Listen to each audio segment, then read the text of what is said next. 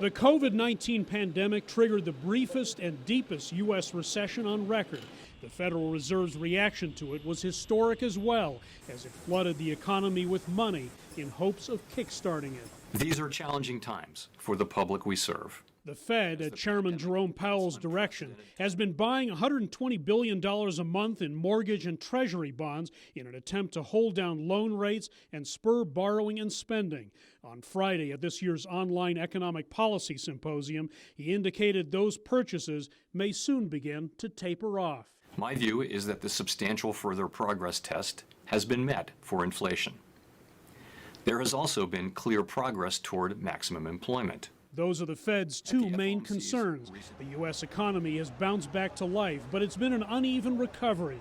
The demand for durable goods is strong, but it's led to supply shortages that helped the Consumer Price Index jump 5.4% in June from the same month a year before, prompting worries that the economy could soon be running too hot. Inflation at these levels is, of course, a cause for concern.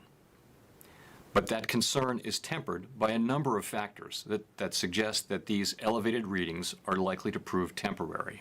Powell says wage increases, which can prompt excessive inflation, don't appear to be a concern right now.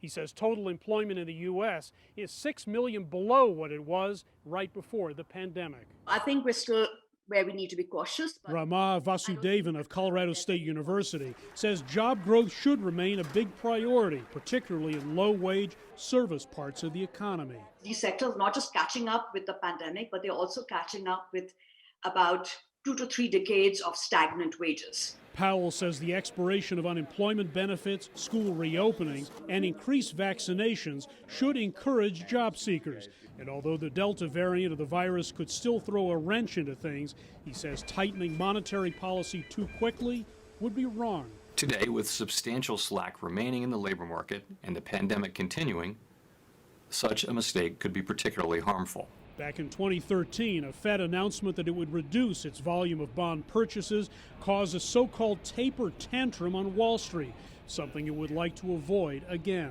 It has to be measured. You have to give signals clearly in advance because the financial markets are very volatile. Interest rate hikes would require even more of that signaling, but Powell says they won't be on the table for a while. Hendrik Sabrandi, CGTN, Denver.